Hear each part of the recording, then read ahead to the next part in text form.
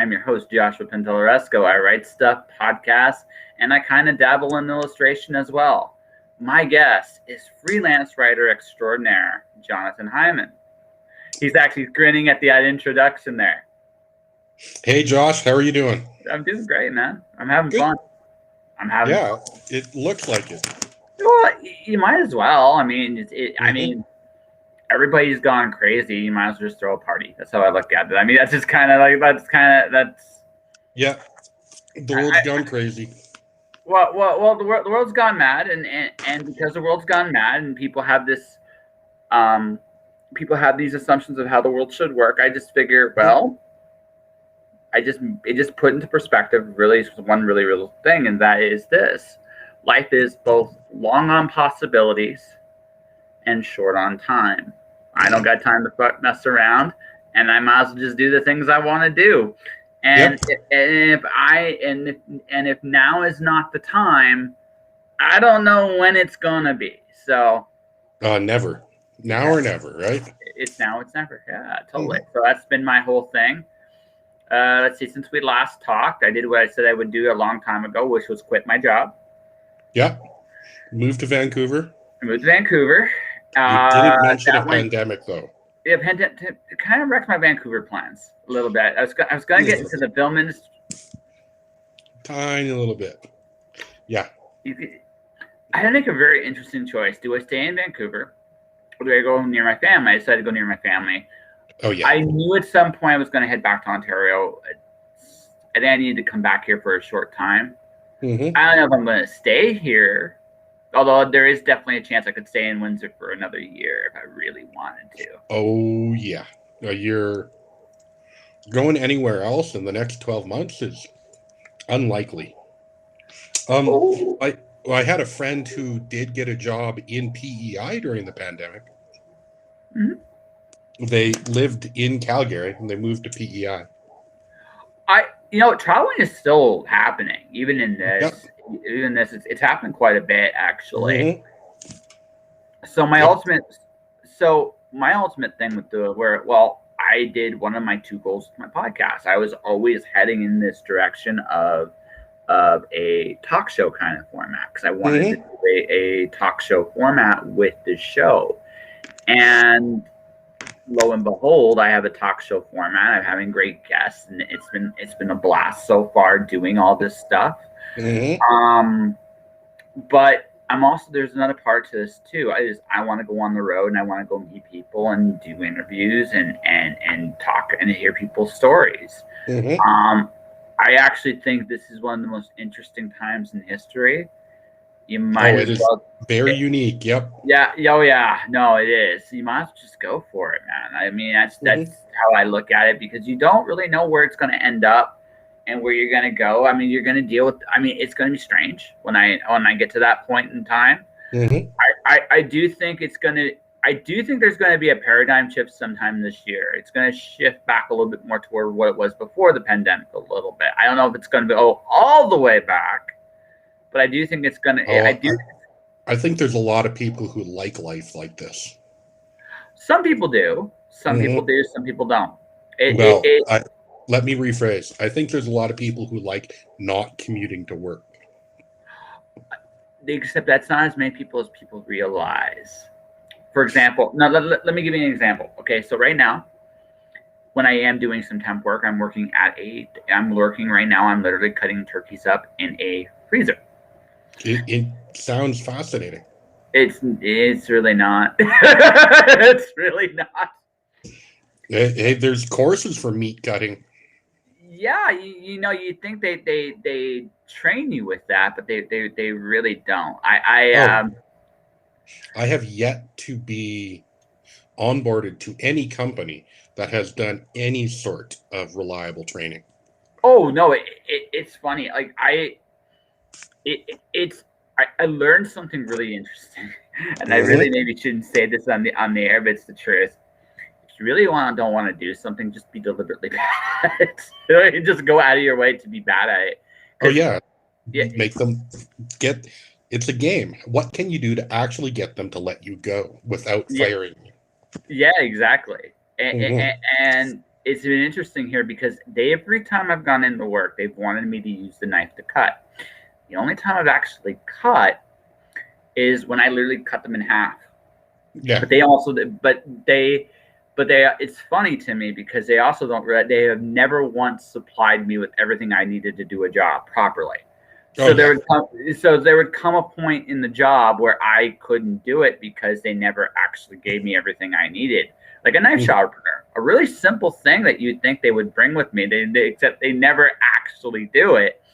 So I end up like they just give it to me. They leave me off and safety protocols, all that stuff must. Oh, you don't even want to know. Like you don't even want to know. If they don't have bad news for you. These COVID protocols are in many ways are a joke to a lot of places of employment. They really are. The bare minimum is being met. You may not like to hear that, but it's the truth. I'm saying all this as this because I know that within a couple of weeks I'm going to quit this job one way or the other. It's not. I think you're going to appreciate. What are you looking for next? Well, for me, I don't really care. I don't like at this point in my life. This is how I look at it. Physically speaking, I don't want to kill myself anymore. I just don't. And I've come to that point in my life where I don't really need to. Jobs I have applied for during this pandemic: announcer, because I think I'd be a damn good announcer. And I've applied at various places. I mean, Winnipeg. I've applied in North Bay. I've applied in Kitchener. Morning show producer. I could do that. This is my 514th episode officially. I mean, of a podcast. I can produce a show. I mean, I know I can do that. So I mean, going for my dream stuff is what is obviously the big stuff I really care about. But for anything else, it really doesn't matter to me. The only thing is, I'm not going to kill myself anymore. And I say all this. Do you have a plan to get an announcer job? I've been applying for announcer jobs for Rogers for the last little bit. I've been applying to CBC as well in Canada.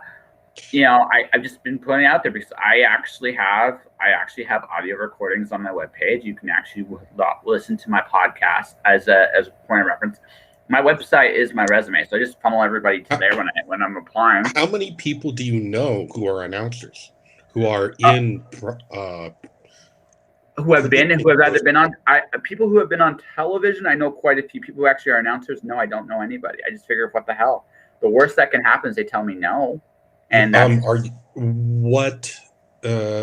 have you just reached out to some of the people you'd like to I just figured, like, I look at the qualifications, right? And I'm like, I do all this. I read advertisements out on the product. Like those things like, can you do that? Can you do sponsor checks? Can you do like interviews? I can interview anybody, right? I can come up with concepts for shows. Like all the stuff they're looking for to announce things, I've done it. I have a record of it and I can direct people to it. My resume is crafted in such a way that it points to my YouTube, my webpage, or my podcast. Let me rephrase. Okay. Sending out resumes is a poor way to get connections and jobs. Oh, absolutely. The best way that's worked well for me is you just go out and talk one-on-one with people and have coffee or something with them, and just tell them, look, this is what I want to do for the rest of my life. This is what I want to do next. This is my next adventure. So then do that with 50 or 100 people, and you will never be out of work. So here's what I do for that. If you want to talk about that, ta-da! Welcome to my show. I have connections. This show has given me the ability. I've met some incredible people throughout. Like in this last year, I've talked to legends in the comic book industry. I've talked to people that work at Warner Brothers. I've talked to people that have worked on Game of Thrones. I have talked to people that have made connections the whole way through. So, no, like what I've been doing, and this is what I've even been doing as a freelancer. I have a podcast. I can interview people, get to know people on the show. It's a great way to break the ice. Yeah. And I mean, if we're talking about strictly on a networking basis, I network all the time. I just haven't stopped. There are some announcers I am trying to actually try to get on the show. I just haven't heard back from them yet. So What's your ask What? when you talk to them? What do you ask them? I asked if they'd like to come on my podcast. I just want to do an And interview. And then an interview. It depends whether I hear back or not. Because I'm in a neat position where when I do interviews like this, I always am in demand for interviews. So I don't really, so I go, hi, I'd like to come in to you. I introduce myself. And it depends on their answer. If their answer is yes, I'd like to come on your show, then we start talking, or no, I don't want to come on yet. And then I try to make as good of an impression as I can. And then I kind of leave, and sometimes, and I leave the ball in their court. Sometimes I never hear back. Sometimes I do. Right? I've learned there is a very fine line. You don't want, it's funny because it's almost like making the art of a cold call. Hi, I'm here to interest you in this product. Yeah. Right? That's essentially what I'm doing. But there's a very fine line with that because I'm not just selling for the sake of selling. I just talked to an agent last night, like that represents some really, really cool people. And I just happened to run into them via Twitter. And I thought it'd be really cool to interview them because that would just be a very smart way to get to know them, if nothing else. Right? But they're like, they answered me and just like, okay, listen, I have to wait for my author friend to interview me first, but afterwards I'll happily do it. So I responded back, well, thank you for thinking about this. And when you're ready, give me a shout. I'll wait about a month or two. I'll give them another shout. When I contact, and depending on who I contact too, I also am like, for example, I've contacted Brandon Sanderson in the past. That takes a very, very long time. That just does that takes a very long time. So what you understand, and I've made some very interesting connections to Brandon Sanderson unwittingly. I don't know him directly, but I know a lot of people who know him or work for him. Right. So it's one of those things where I've stumbled onto this by accident. And the thing about that is, when I've met, like when you meet people like this, it's a very, very, like the cool thing about making contacts is, it's great that you know these people, but the other thing too, you want to make them feel like part of a community. You don't necessarily want to feel like you're just using them. What do you want from them? Yeah. Well, it depends on the person, right? But I mean, let's say the goal was, okay, I have a few people that know Brandon Sanderson. Let's say the goal is to actually get him to talk to me. Let's say the goal was that. Now I know too that going through regular channels, I will hear from him eventually. It's just that he does respond to everybody at some point. Now he's busier than he has ever been. Now I could speed up the process, but there's a way of doing that too. It's right place, right time. With those kind of things, you don't go, hey, by the way, no, you listen and wait for an opportunity. I think one of my favorite things I learned, I've just learned this with people when everybody on some level expects you to ask them at some point that, like, for example, I've known a lot of people that are well known throughout my career. And what I've learned is that they all expect at some point they do expect you to ask because of who they are. There's also a little bit of ego thing there too. There's a little ego with that as well. But I find it's more like in that situation, I'd rather let them trust me. If I'm going to ask, get them to trust me first, then ask, because it's a very different thing than going, hey, by the way, I'm only contacting you for this, and this. And no, well, screw you. And then I mean, a lot of people make that mistake. It's not, it's, you have to recognize, again, it depends on who you're dealing with. It depends on where they are in the grand scheme of things. But the higher up you go on the rung, the more you realize that they're very guarded against people just taking from them. They've been, their time is limited and they've been asked to taken advantage of more than once. Exactly. So they're not going to just give it to you. That all said, there is a willingness if you're willing to wait for it. And I've learned this lesson. I've learned to be patient, right? And that's a good thing. I don't. And the other thing too, like for me personally, I'm trusted, and that's something I recognize very much. And There's a comeback to that somewhere. Oh yeah, there is. Don't have a good one. Yeah. But I mean, I'm trusted, and the thing about that is, you don't. This show exists primarily because I am who I am. If I deviate from that, it's over. It's over. I think if you take small risks, you'll get it much more. You'll still get positive feedback. Oh no! Again, there are ways to ask. I'm not saying there isn't, but there is something to be said about being patient for some of those asks too, because it's the other thing too. And this is a weird thing. Sometimes you're around somebody and you get to know them, really get to know them. You feel like a tool. Like I get as far as Have you ever had your sister on this? Yes. Oh, you're gonna have to show me where those ones are. Oh, those are early. She was episode 8. Like she was episode 8. She's actually the hardest person for me to interview. And it's totally in my head. Shockingly. Really? Really? No, that was sarcasm. Yeah. No, she's the hardest person for me to interview. Not because I get nervous interviewing her. I don't get nervous interviewing too many people, but I actually get a little nervous interviewing her. You think she's gonna take you down or take you apart or something? No. It's weird because she's not fragile really in any way. She's a strong woman. Yeah. But I always for whatever reason with her specifically, and I know this is completely in my head, right? This is completely in my head. I always feel like I could hurt her, and it's a weird, like I know it's in my head. I know it's still there, but it's that I don't. It's but just, you two are supposed to be,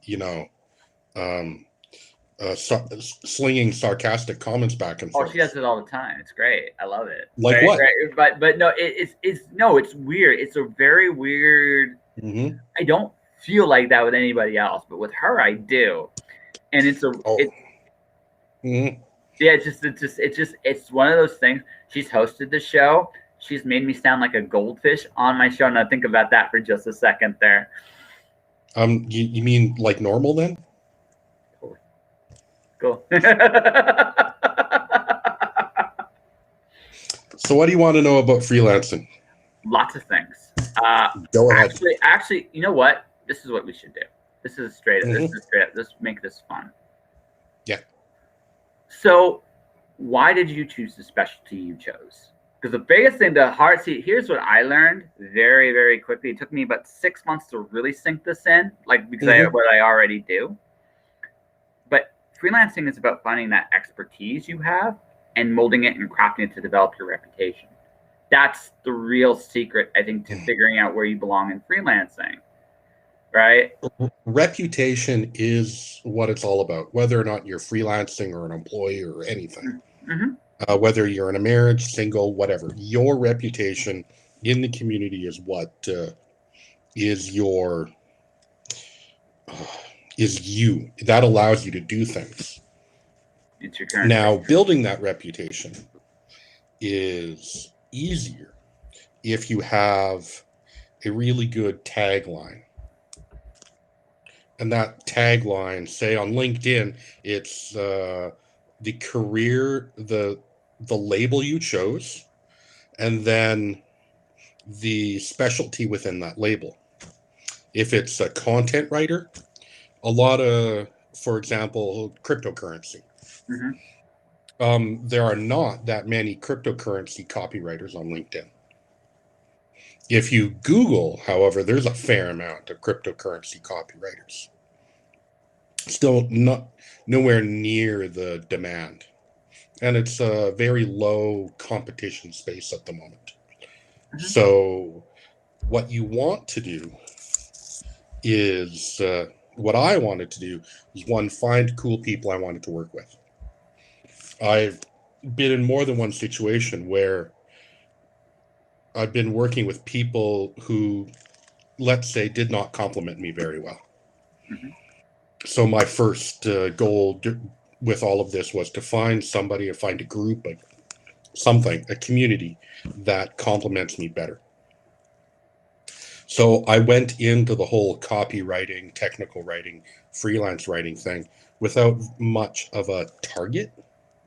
Okay. I was not much of a target in way of your complimentary tagline where people go, oh, that. And I just talked to friends and got a couple jobs doing that. One, I was editing municipal plans for a while.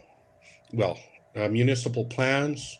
I got into editing sales documentation, writing sales policy, and I got into writing cybersecurity policy just through talking to friends. Hey, does your company have a need for this? Mm-hmm. And that worked fairly well. I only asked that question 5 or 10 times before I had more than enough work to get me through months of full-time work. Then the pandemic hit, and the two big companies I was working for, oil and gas company and the Stampede, their bottom lines fell through the ocean, whatever you want to call it. So I basically had to start that all over again. And I was just looking for work, way to get money coming in. And I did a fair amount of copywriting and even curriculum writing for academies over in Asia. But all of that experience, 2 years later, it's which one do you like most, John? Which ones do you really feel it? And I really liked building long, complex documents and the technical writing tagline of simplifying complex ideas. Basically, as a living, you're clarifying things. You're making it concise. And if you get even known in the field, you're making $200K a year. So those two things put together, I went, yeah, I'll do that. One, it doesn't require much, if anything, of an education. You'll put $500 to $700 into a single course. You'll get that done in a month, and then you're really employable across North America, and internationally. And that just appealed to me. The whole computer science thing is really interesting to me, the whole how it works. And you go from there. Talk to your friends who are in computer science or in IT and send a couple or a dozen resumes around, and hopefully that will land you something. And once you get going, you just don't stop, pretty much. So. Well, yeah. What as a colleague said, it just snowballs. Yeah. Like last week on Thursday, a contract ended with a client. I'm going, oh my God, what do I do now? And I said, all right, I'm going to take a day to sit down and think about it, and then I'll come back and make some conclusions tomorrow. And the next day I was invited for 2 job interviews. So awesome. You keep on going at it, keep on getting yourself out there, and stuff will happen. Yeah. So for me, I didn't go that way. What I decided to do was, it didn't occur to me till about 6. Like, I tried a bunch of different things. I did audiobooks. I did. I hosted some stuff. I tried some advertising. I tried editing. Now it's all very diverse. Like, it's not like. Oh yeah. Oh, I love editing. Editing's the fun part of writing. It can be. It really varies on. It really varies on what it is you're editing. I enjoyed the assignment I did get. I enjoyed, but again, it's not something you have to love what you do. I kind of find like on some level you got to enjoy what you're doing, And Remember, I was a teacher nearly 20 years. And teaching, a third of your job is lightning fast editing. And I really enjoyed not having to do it lightning fast. yes, no, It was really nice getting down there, spending 15 to 20 minutes on a page. And just, oh, okay, this and the semicolon over there and the period and the comma. Oh, you didn't capitalize this. You should have used italics over there. Why? Don't you read Chicago style at all? Wow. The thing I really did learn from the last 2 or 3 years is most people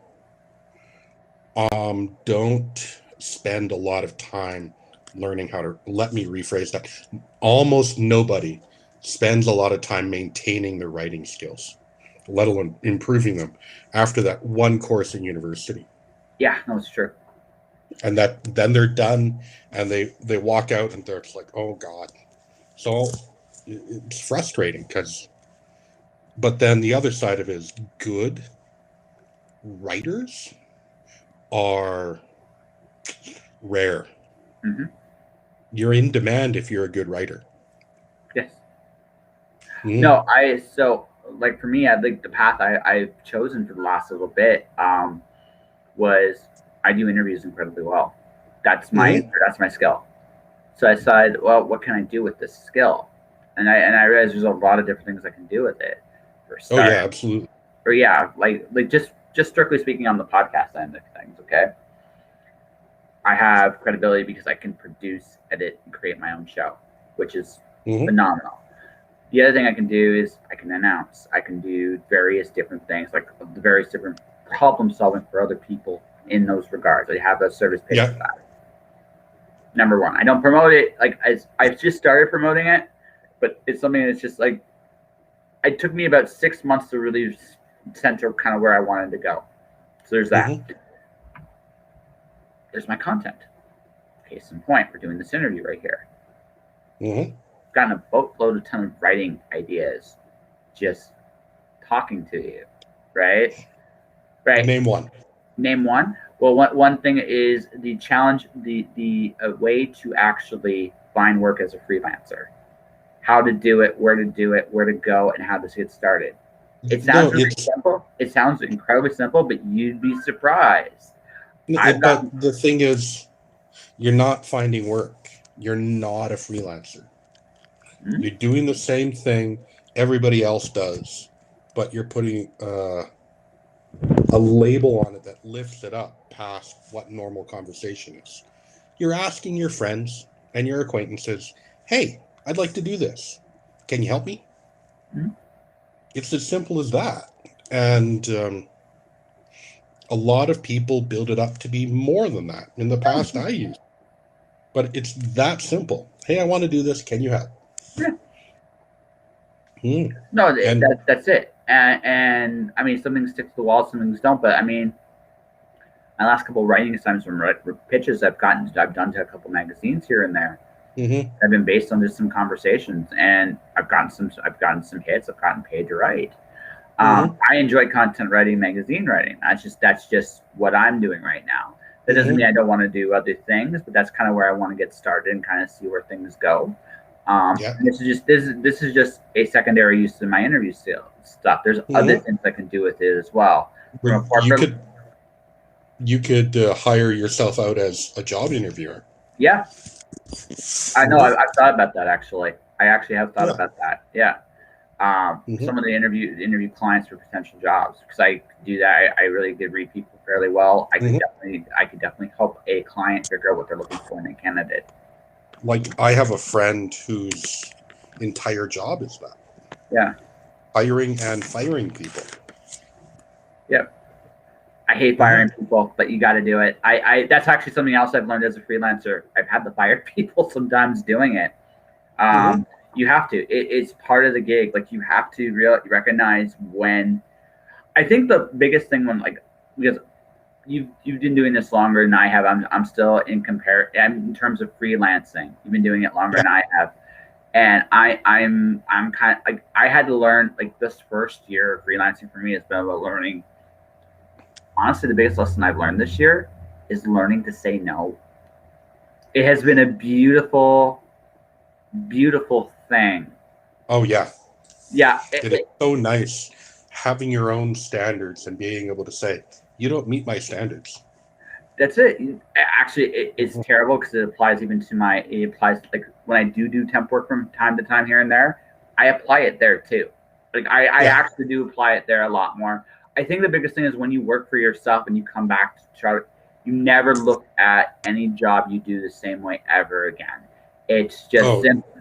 It's simply what you on one hand it's easier because you're like this is not my ship. I'm going to let them do whatever they want, and I have no interest in this. Makes me a bad employee in some ways, but it also makes me just realistic. Like I don't have the same investment in a job anymore that someone that mhm. maybe just been employed their whole lives has. I just don't have it.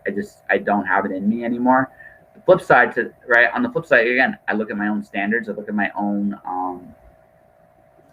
I look at what I want.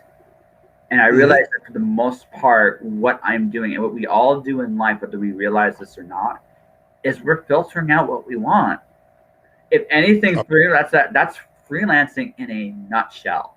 You filter out what you want, right, and to what you don't, and you go for the things you want. And as you so eloquently put it, and then you find people to help you get to the places you want to go. yeah. It's what's your next adventure? Who out there can help you get there? Which friend do you know that might know somebody else that can help you get there? Mm-hmm. You have a massive community of people who are going to go, yeah, I'd like to help you, and Yeah. it's 10 times larger than you think it is.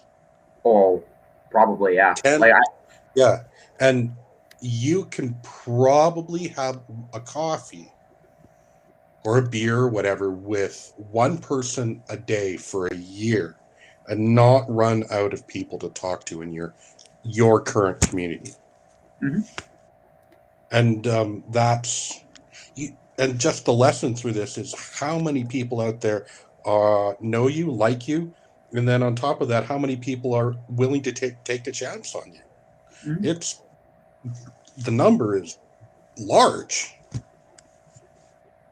No, it really is. No, it really, really is. Mhm. What I've had to make a decision on in the last year is how am I willing to help people, and what am I comfortable offering people. Yeah. That's again learning to say no. Right? Learning to say no to some things too as a result. Hmm. Recognizing what a good client is, recognizing what a bad client is, recognizing my own worth, recognizing what Yeah. I can do well, recognizing what I can't do well yet. Hold on. I I'd change that. What recognizing what you do really well right now, recognizing what you want to learn about so you can do better at, Mm-hmm. recognizing the challenge between those, Mm-hmm. and knowing that a good employee contractor relationship is you solve their problems Mm-hmm. so they don't have to. Yep. Which problems are you really good at solving? Which problems do you need some training to solve better? Mm-hmm. It's never you're bad at something, because you're not. You are among the most educated human beings in the history of the planet. Mm-hmm. You are among the smartest at X, Y, and Z that have ever existed. Oh, I know. People who say, "Man, we don't want you," are idiots because you are so incredibly talented. That counts for everyone. Yeah. No. Yeah, I know. No, I know. yeah. No, I agree. And actually, maybe that's maybe the biggest lesson I've learned in this whole process. Hmm. I had an email the other day from a friend of mine, and she goes, "Fake it till you make it." I'm like, "No, no, no, no, no, no, no, no, no, no, no, no." This is no, no, no. I'm going to be who I believe I'm going to be, and in time, the world is going to believe it too. Who are you going to be? Who am I going to be? I'm going to be who I've always wanted to be, which is a storyteller who loves hearing other people's stories. I'm going to keep doing interviews, right? So Sandman. What? Yeah, kind of. So the Sandman. Kind of. Yeah. Kind of. Where's your bag of dust? My bag of dust? I'm working on it. I'm working on my bag of dust. Probably right. It's probably not very so much of a bag of dust. It's probably closer to a wishing ring. Kind of like it's closer to a wishing ring, not so much a bag of dust. Yeah, but Sandman doesn't have a wishing ring. I know, but see, for me that works better. See, a wishing ring fits me because of my own favorite mythology is Green Lantern, not Sandman, but Green Lantern. Yeah. Not. Hold on a second. Yeah. Okay. Yeah. Hold on a second. How many colors do you have? Right now, none. Because I have most of my stuff's in a storage locker in Calgary, Alberta. But the ones I had green, I had orange, and I had blue. I have all colors and all of them, and 2 pink and 2 blue. Nice. Yeah. Nice. I had to. No, I got it. They don't glow though. No. The ones with the LEDs in them were less than. So here's too bulky. the cool thing. So how long have you been into the Green Lantern? Just because I have an interesting little. Since we're talking about things that glow, I actually want to know how long.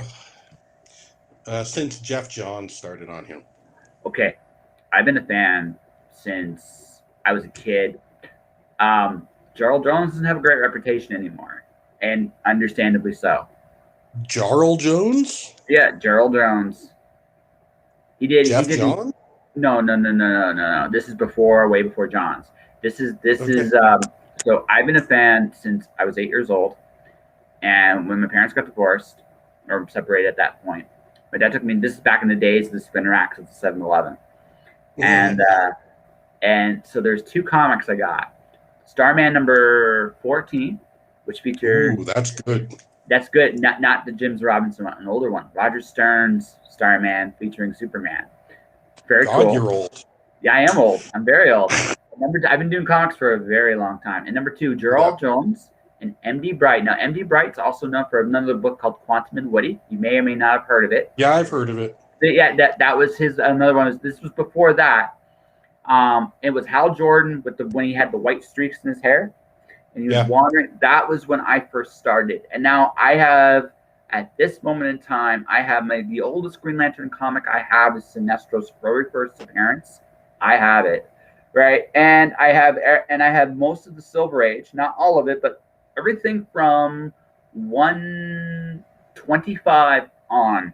I have it. If it's Green Lantern, I got it, right? Mm-hmm. So, I don't have all the good Green Lantern, Green Arrows. I have a lot of them, but I don't have all of them. Right? I'm missing the two big ones. But that all said, I have a lot of the old stuff. I have a lot of the new stuff. So Green Lantern number 50, when Hal left and Kyle became Green Lantern for a bit. Yeah. The cover glowed in the dark. You would actually so tying this all in, you would put it to the light. And you would turn it on, it would glow. It was the coolest cover I've ever seen. I really wasn't a big fan of them getting rid of Hal and putting in Kyle. They nearly lost me as a reader. So I was a fan of them doing it. I wasn't a fan of how they did it. That was the thing. They copped out on how. Here's the thing. Here's the thing with Hal. They needed a break from him. They really, really did. And honestly, Kyle was a breath of fresh. Like what happened to Hal, they copped out. They should have killed him. If they were going to get rid of him, kill him. Just have her kill him. Yeah. Have Kyle come in, give it a run because you could always bring him back from the dead. But give a definitive ending for Hal. Bring in Kyle, because Kyle was a great character, and honestly, he did incredibly well for a very long time. Who's the two new lanterns, Baz and Jessica Cruz. Yeah, Jessica Cruz. I'm a big fan of Jessica Cruz. She's awesome. Actually, I've had this conversation with someone with Elsa Garza, who works at Warner Brothers. The big money with Green Lantern's Jon Stewart. That's the big money, and they haven't touched it. He is such a. Well, the Green Lantern movie was tragic.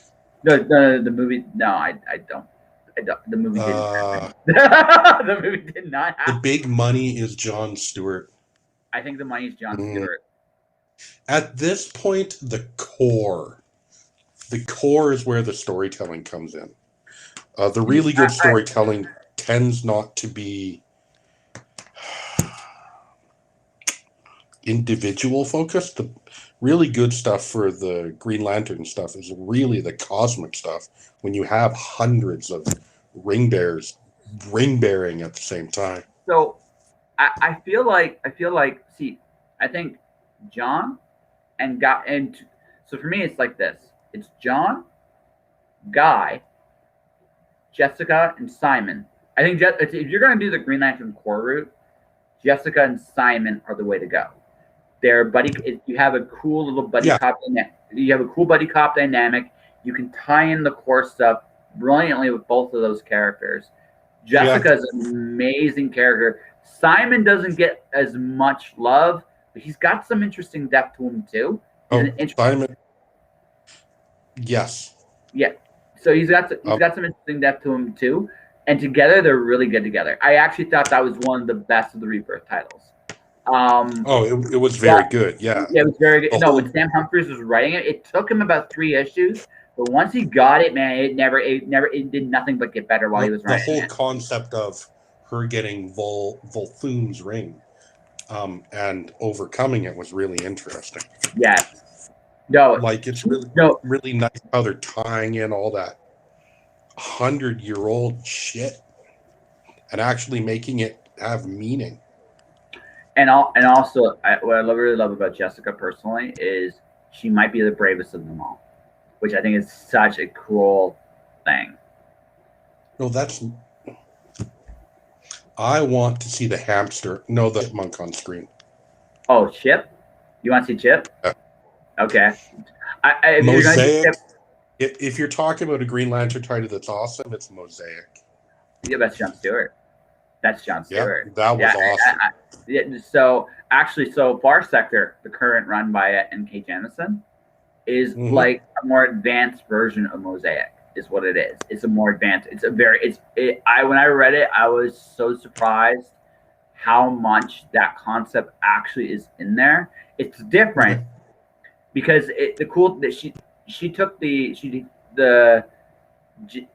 Joe is a fish out of water. She's a cool character too. Joe's a fish out of water in this place, which adds another dimension that wasn't in Mosaic exactly. Yeah. But it's a more sophisticated. It's probably like a more evolved version of it, and plus Joe's a great character. But see, this is why I think John's the nice John. See, I think the cool thing about John is he comes from an era, especially like with everything that's happened in the last year. I think he plus his cartoon thing, plus the fact he's been in the cartoon, people know who he is, and he's overcome so much in the mythos. Like you could actually, like, his arrogance blew up a planet. His wife was brutally murdered. Like everything he's been through, unlike Hal, unlike Guy, unlike any of the other Lanterns, he's almost died more than the rest of them put together. Oh no. I'm not talking about death. Just in terms of just changing the character. John's been constant. And he constantly fights from underneath and overcomes great things. That's why I think there's a big money in him. Guy Gardner is also interesting, but he's different. He's more like Guy's the Green Lantern hero case didn't get punched in the face. That's the one. I like Guy a lot. Yeah, Guy's great. Primarily because he wears a jacket. And if I ever have to cosplay Green Lantern, I can cover up my torso better. No, I'm not going to wear the big boots, though. You got to wear the boots. If you're going to do Guy Gardner, you got to do the boots. Not going to happen. Those boots are like 3 feet wide. That's fine, man. Listen, just make them really brightly colored. Like make them really brightly I'm colored. not walking around in Green Lantern clown shoes. Hey, listen, you make everybody go blind. Just make everybody like let everyone look down at the shoes. Oh God, and that'd be it. You're like you win, right? Who's right? the Green Lantern that had the trench coat? That's Jack T. Chance. Oh, you're good. I've been reading this for a long time, buddy. I know them Okay, all. if John is the money Green Lantern, who is the money alternate Superman? Alternate Superman? Not Clark. No. Who's the not Clark? Okay. Just DC? Or are we talking like all of like because there is Superman variants? No. Let's go with DC. The guy with the S on his chest. Steel. Oh, yeah. Steel. Not Superboy. If they could do Superboy and the Legion of Superheroes, yes. Yeah. If they could do it. I'm a big fan of Jonathon. Mm-hmm. Number one, he's awesome. Number two, I he has the best name. I think Super Sons is one of the best concepts they've made in the last 5 years. That needs to be a movie. That absolutely needs to be a movie. Because it does two really cool things. Yeah. It humanizes Damian. Like I enjoy Damian in when he's with Dick Grayson a lot. I don't mind him with Bruce, but I love him with Dick Grayson because he's like Batman without the filter, and it's hilarious. Yeah. But I like him with Jonathon better because it actually brings out a very human side to Damian you don't normally see. No, the treasure in that is just their back and forth. Yeah. How Jonathon sort of believes the bullshit Damian spews, and at the same time calls Damian on it. But at the same time, Damian goes, "You're an idiot. You shouldn't be doing that." It's really nice seeing the invulnerable sons of the superheroes calling each other out of shit. They're like their dad. They're like their dads, except maybe better. Yeah. And that's the thing you really like about it. And Thomas to Peter Thomas C did an amazing job with that. It's my favorite concept of the last 5 years. And honestly, I wish they do more with that because that. What do I have over there? Oh, so much. The favorite concept of the last 5 years, huh? From DC. From DC. Not my favorite in comics, but it's up there. You want to know what my favorite comic honestly is? I miss Wally West so much. Yeah. I really miss Wally. Wally was my lightning rod for superheroes for such a long time. In one real sense, honestly, I'm sad they brought Barry back. I like Barry, but I'm sad they brought him back because... Why can't they have 2 Flash comics? Actually, do you know, I once upon a time, I'm not going to name names because we're not on the best of terms. But he had a great idea once. And it was... DC released Green Lantern for the 70s, 80s, 90s, those one-shots. A long time ago. Mm-hmm. What they honestly should be doing quarterly. Not once a year. Oh, yeah. Something from those eras. Just once a year. Well, because everybody, here's the thing, right? Kyle's my Green Lantern. Like, ultimately, Kyle's my Green Lantern. I'm so sorry for you. Listen, I grew up reading him. It's just the way it is. Yep. Right? That all said, Simon and Jessica is somebody else's Green Lantern. Hal Jordan is somebody's Green Lantern. John Stewart's somebody's Green Lantern. And Wally West is the best Flash. Yeah. I actually agree with that. I actually do agree with that. Yeah. I actually kicked myself very hard because I never could get. I never like. Mark Waid did a great Wally. Jeff did Oh, it. yeah. Jeff did actually a better one, which is I know. Like, how the hell did you do that? yeah. Jeff did a better one, and those two runs are absolutely incredible. Like Wally Yeah. isn't as good prior to that, but Oh. when it became about Wally and Linda, it was the best Flash Mhm. stuff. Period. The other run I swear by is Peter David's Hulk. Peter David did a really good job with the Hulk. Peter David is one of the honestly, he doesn't get enough credit for how much he's done for comics. As good as he is, he doesn't get the credit he deserves. Not just Hulk. It, I loved his Aquaman. Honest to God, his Aquaman was good, right? yeah, Aquaman should only have one hand. Really? Bring back both. But One-handed Aquaman. do you know the hilarious story is where he thought Arthur should have gone is exactly where they put him, even though he fought so hard. It's like that's what they ended up doing with him. He's like, why? But one of my favorite thing about Peter David is he does comedy so well, but he also does his serious stuff so well. And sometimes it's the same book. Sometimes it's the exact same book, and you're like, you're really good. Like you're really, really good at what you do.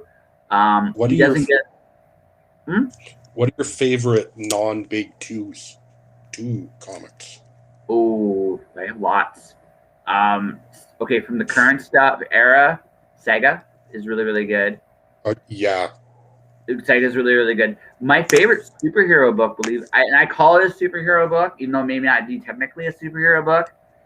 I love the current run of Teenage Mutant Ninja Turtles. It's fantastic. Like it's legitimately fantastic. It is probably consistently, month in and out, the best superhero quote unquote book you will read each and every month. I'm not Um, reading a lot recently. I love the Bendis Powers books. Very Those are good. really good. Yeah. No, Bendis Powers is really good. If you're talking the Mm-hmm. last 10 years, I like Bendis' Scarlet. I enjoyed that a lot. I Mm-hmm. like that. I liked him doing that. I really enjoyed non-big two. Let's get rid of Marvel DC altogether. Um, I enjoy. I'm always sucker. I enjoyed Christopher Priest's Vampirello run as much as it was surprisingly good. Christopher Priest is Yeah. another one of those guys that just does a really good job with stuff. And Mm-hmm. Vampirella is a kind of a guilty pleasure, but when she's actually written well, she's actually Yeah. really good to read. Yeah. And that's the issue with comic books. So many of them are. I'm not the ideal audience for so many of them. No. Again, and I guess it's just like books. There's some authors you stick with. So what I've been doing with comics in the last since the pandemic has been I've been looking at the Kickstarter stuff a lot more because Kickstarter does some really amazingly like fun books. Mm. So if you like something that's in the realm of like Midnight Nation, Book of Lost Souls, Prometheus probably uh so I'm backing it right now. It's my buddy Rich Perot is the Incontessi. It's actually really, really fun. It feels more a combination of like Book of Lost Souls and a little bit of like Satana. Kind of fun. It's very, very cool. I just did a review about that. I met Bill Moss. Bill Moss does this book called Naira X. It is silly goodness. It's just silly, silly goodness. It's hot girl. It's like the VIP number the television show VIP. Did you ever see Mm-hmm. it? It's kind of like I that. tried to avoid it, I think. It was actually good because it knew exactly what it was. It knew exactly what it was. It did not pretend, and that's why it was good. If it wasn't in on the joke, it would have been terrible. But they knew it, so they made it part of the joke, and it was good. Cool. But Naira X isn't like it's in on the joke, but it doesn't take itself so seriously. It's a fun book. I really like it. It's fun. Peerless. It's kung fu. It's blaxploitation kung fu. It's amazingly well done. Chris Moron, he was on the show. He wrote an incredibly fun. He's a musician, and I actually think musicians are some of the best stuff. Let's see, other stuff I really enjoyed in the last few years. Skin and Earth by Lights is really good. It's a bit predictable, but it's actually really, really good. East of West by Hickman was really good. Which one? East of West. East of West was good. It went a little too. No, East of West was really good. It went a little too long with too many bloody breaks in it. You know the book I'm really sad about with Hickman? Honestly, the book I was really sad because it was really good at the beginning and it kind of lost its way. I think he lost interest in it, which was Manhattan Projects. That was fun. That was a lot of fun, and Nick Pitera is an amazing artist, and it just unfortunately it just never. The second year it just lost its way. I think Hickman got bored. I'm not sure what happened there. The art was always great, but the story lost its way a little bit. What else do I have over here? Hickman is like the genius, and he's like the Mozart that refuses to play. Sometimes he pisses me off a little bit because when he's on, he's great. Like his X-Men books, the last little bit, have been amazing. Yeah, but not all of the X-Men books, but it's going to be interesting to see where it falls apart. So my favorite stuff from the current X-Men runs were Excalibur and Marauders. They had nothing to do with the main stuff, and they were both fun books. My favorite X-Man is Cyclops by far. He's an interesting character. They made him, and Grant Morrison made him interesting. The book that Cyclops is in, where you're learning more about him, that's where I'm favorited in. I just learned that the second half of Excalibur from the 90s had Colossus in it as the regular that Warren Ellis wrote.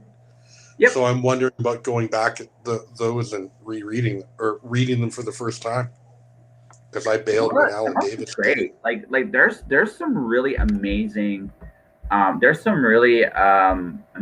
books that just don't. Oh. So speaking of Peter David, actually speaking of Peter David, here was a book I really like from him that never really I didn't find out till long after it was canceled, and he actually responded to me on Twitter about it because it was great. Spy Boy. Did you ever read it? I have never. It's a cool book. Legitimately, it's a cool book. It never finished. It's Peter David at his best, and it's Dark Horse published it. It's great. I wish to God that I had found out about it when it's a gem I discovered. And actually, if we're going to talk about independent comics, I really thoroughly enjoy too. Terry Moore. Terry Moore is great. Anything by Terry Moore. Terry Moore. Elephant Man. I never finished reading that one. Not that Moore. That's the other Moore. It's Echo, Rachel Rising, 5 Years Later, Strangers in Paradise. That Terry Moore. Okay, yeah. He always does good stuff, like constantly. He's one of those guys that consistently puts out amazing stuff. I love how he scripts his books.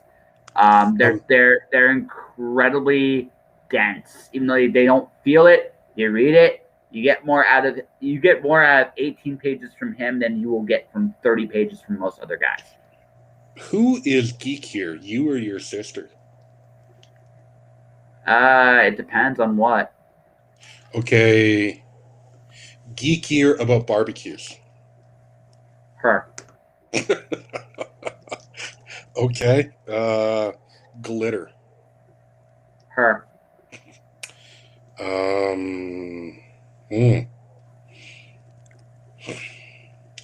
plants.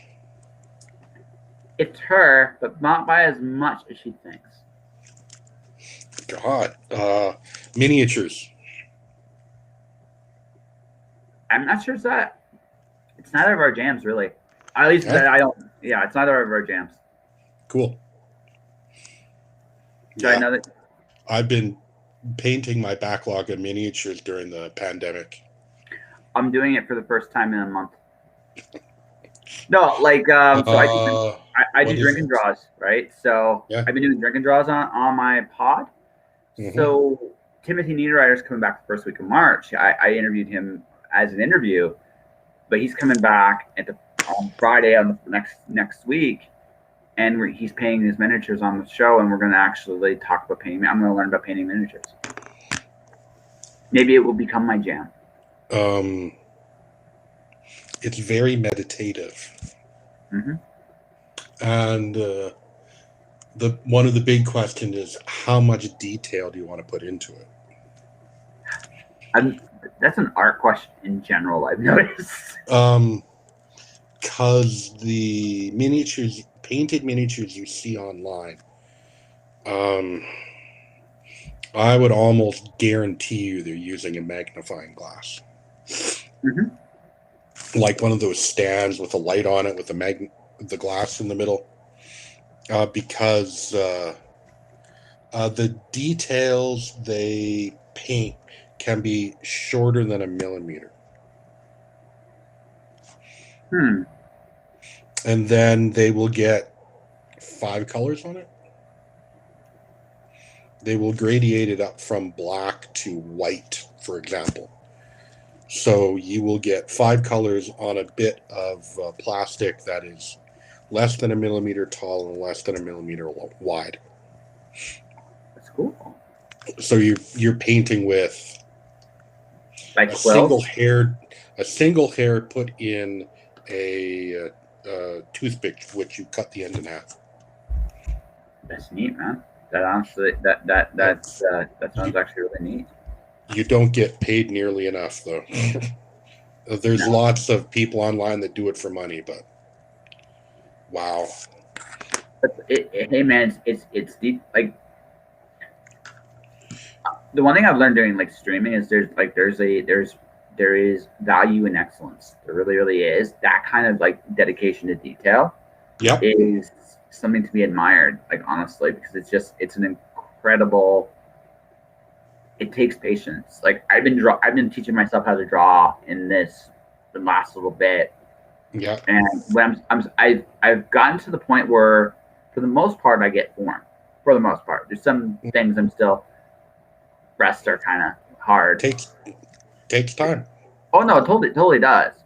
But one of the things I'm learning too is it's details, right? It's all the details in the world that make or break certain things, especially on faces. Especially like I made you can look on my feed. They call it Porn Stash Kano. Like I took a Kano model from Mortal Kombat because I'm doing a draw-in bid. I'm trying to do a draw-in bid for this Friday, or submit something. So Mortal Kombat's actually quite hard to draw, believe it or not. And like so, I don't believe it. Bald Kano, I couldn't do. I like the first time I made him look like a voodoo doll. So I actually called him Voodoo Doll Kano. Good. Keep that first picture and then compare it in 2 years.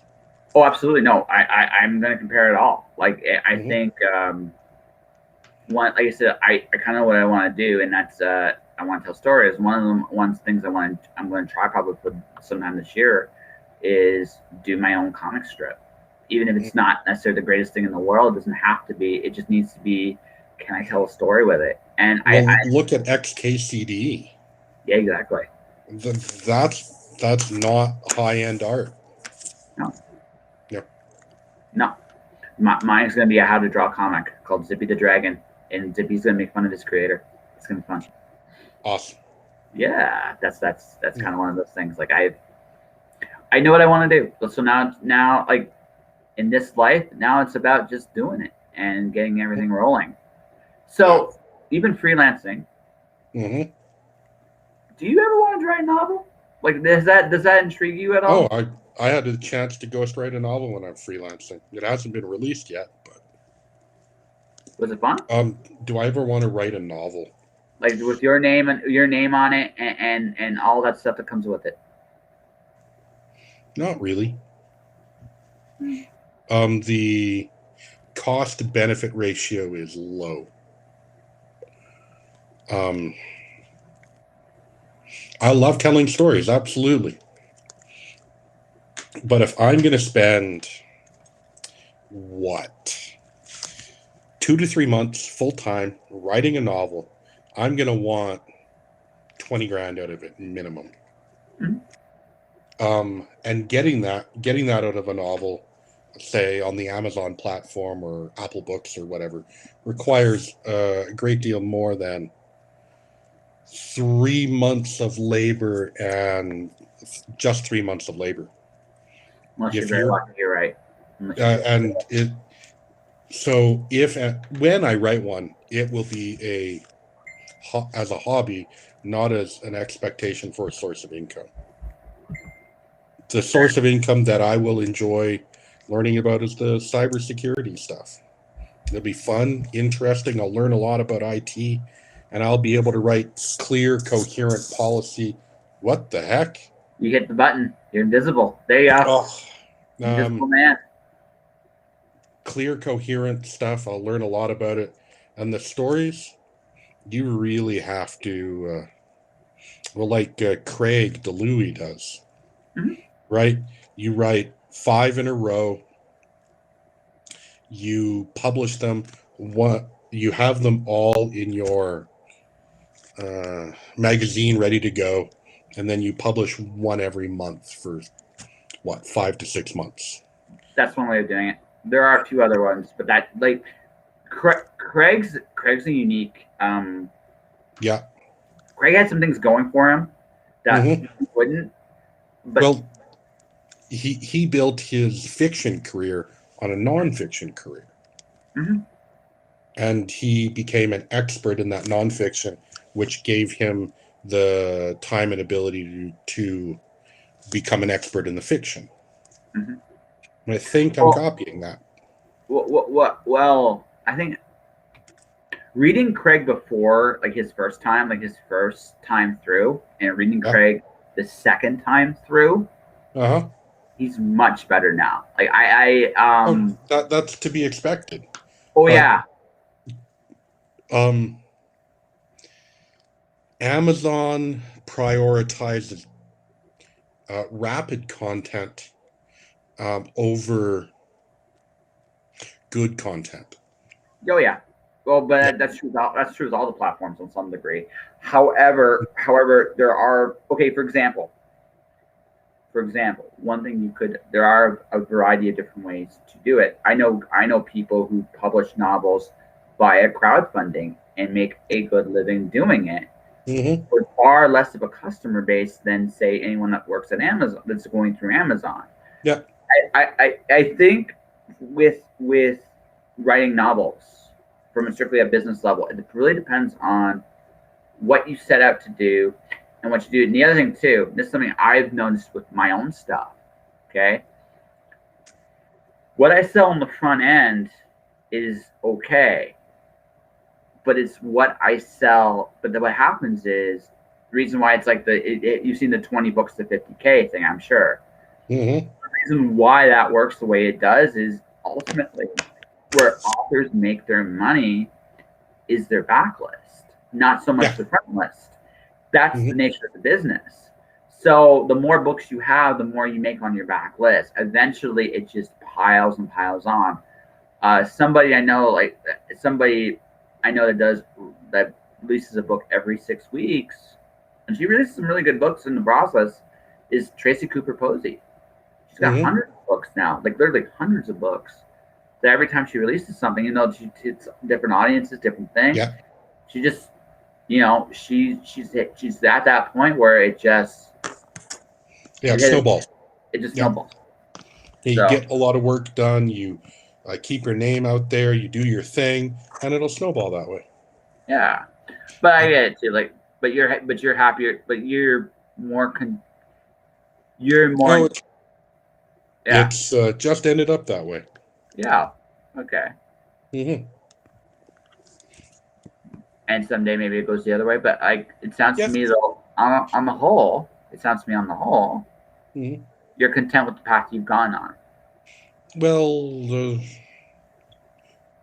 that yes, I'm content with the path I've gone on. Yeah. The we'll see what the next adventure is. Hmm. So okay, so we talked about. You asked me where I wanted to go. Where do you want to go next? One of the job possibilities this week is uh, writing and living in Washington, D.C. I think I'm going to be a lot more open to moving somewhere and working there than I have been in the past. That would have things what's been going on in Alberta even prior pandemic. Uh, You don't have to talk in great detail about it. That can be just um, a yes or no question. no, the Alberta is an interesting thing. Uh, it it's basically a province that doesn't want to acknowledge financial reality, where there's enough of a deficit at this point that you're gonna have to tax more. Mm-hmm. Um, if you want to reduce spending to get rid of that deficit, you basically have to get rid of K to 12 education or the healthcare system, one of the two. You don't. There's not a lot of choice anymore. With that, you're gonna have to, at some point, increase the tax base somehow. A sales tax, I don't think that's the best way to go. Maybe a tiered a tiered income tax would be better. Who knows? But at some point, Alberta's going to have to do that, and Alberta's going to have to look at seriously diversifying, putting a Oh, they lot of did money it into 5 years that. ago, but they're going to pay for that. I think in the next 5 years, big time. The budget drops in 2021 in 2 days on Thursday. On Thursday, so that will indicate where, and if there's anything remotely bad in it, you may be looking at the UPC just being done in Alberta, Mm-hmm. and the opposition not having to even wake up on election day. So, Oh, I think that was always the intent. yeah, Very much the but yeah, going somewhere else. My family's here, but nieces and nephews are all grown up. My brother's thinking of moving out of the province, and I'm just going, where's a cool place to live? Prague. Let's go look for jobs in Prague. Why not? And then hop around Europe for a while. That would be so much fun. Why not? Look, man. I'm planning on this year, like I said, before the year's I'd up. miss the snow. That's why not. You can go to Switzerland. Uh, uh, uh, what are you looking at? I'm looking at by the end of this year, I'll be traveling probably between both countries for a bit. I kind of think that I love meeting new people. I love Yeah. the community aspect of things. I could probably when I really get this rolling, you know, I've been building my audience for a very long time, building my contacts for a very long time. Mm-hmm. At this particular point in time, um, I could literally probably, as you say, ask for help about some things. Hey, is anybody willing to do this? Anybody willing to do that? And just watch certain things just kind of come together. Yeah. And maybe I have a sponsored tour of North America. That'd be kind of cool. Yeah. But I also like a buddy of mine. His name is Chuck Pano. He's a comic book editor. He goes, dude, you're doing what you're supposed to do now anyway. You basically you don't need to be anywhere in particular. You just need so you should just get up and go. I think he's right. I think that's just like Mm-hmm. my family's in Windsor. Like my family's in Windsor, by and Yeah. large, right? Except for my Mm-hmm. sister who's in Toronto right now. Um, but if I'm being very honest, like My dad hated Calgary because for him, Calgary was a reminder of here. It's flipped. I've been in Calgary for so long. When I came back here, Yeah. it's almost like I love that I got to see my family for the most part, except for my grandmother in Detroit, which sucks. That's just the way it is. Um, but the thing about it is, Hmm. I'm looking at this long run. Dad's happy where he's at. He won't admit it, but this is his home. My grandmother is having the time of her life with her boyfriend. It's phenomenal. It's fantastic. I love that she has found someone to spend her time with. They are Reinhardt is my grandmother's boyfriend. Right, he's a really sweet dude. He really is, and I'm Hmm. very happy for both of them. And so I'm looking at that. I'm looking at the fact that it's been really hard to get to meet people during the pandemic here. It's an interestingly like I don't have the connection here, and I feel like that in part is because I don't think I'm supposed to stay here.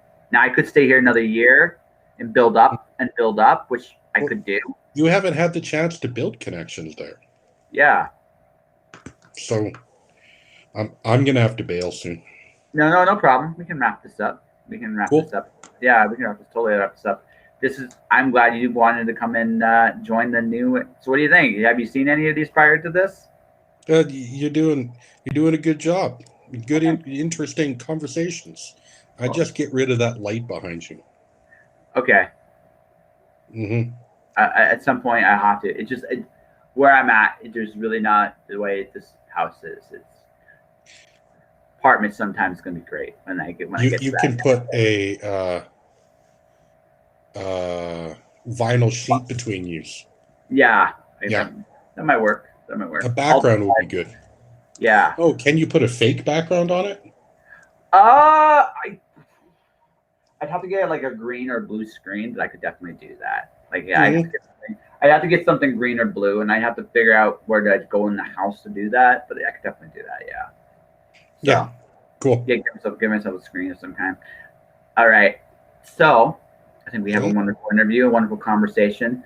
Me thank and you. you, at least I know this. We'll always have freelancer, my friend. We'll always. Green Lantern. That's right. In brightest day and Yes. blackest night, no evil shall escape my sight. But those who worship evil's might beware my power, Green Lantern's light. And yes, Can I'm you he. can you do the blue one? No, I cannot. The Hope one, I do not have that one in my head. I All do right. have. Neither I, do I, for the yeah, record.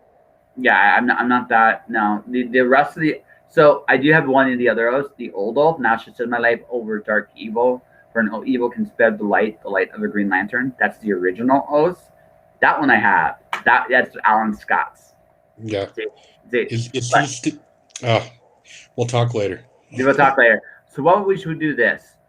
Tell Hmm. people who you are, tell me what you do, tell people how they can find you, and then I'll wrap up, and then we'll talk for Oh, like a minute afterwards. I'm on LinkedIn. Just search my name. Uh, Only about 12 people in the world have my last name, so you'll find me. I'm a cybersecurity freelance writer at this point. I've done everything from ghostwrite a novel to write copy for um, healthcare and edit municipal documentation. Done a whole lot in the last 2 or 3 years, but I'm going to move forward and aim for a career in writing for cybersecurity. And you can find him on LinkedIn, Jonathon Himann. Do you have Hmm. any other social contacts or a webpage that people can find you at, or is that Oh, I'm focusing on the LinkedIn. okay? So find him on LinkedIn, Jonathon Hmm. Himann. All right. On that note, ladies and gentlemen, thank you very much for watching and or listening to this stream. If you want to support this podcast, you can do so a number of different ways. Subscribe to it. I'm on all the audio platforms: iTunes, Google Play, Spotify, Stitcher. I'm on Twitch, twitch.tv/JustJoshua Podcast. I'm very close to being an affiliate. Come say hi. My YouTube channel is Joshua Pantellaresco. Stay inspired, keep shining in the dark, and I'll see you guys tomorrow night with Katie Salidas. Peace, guys.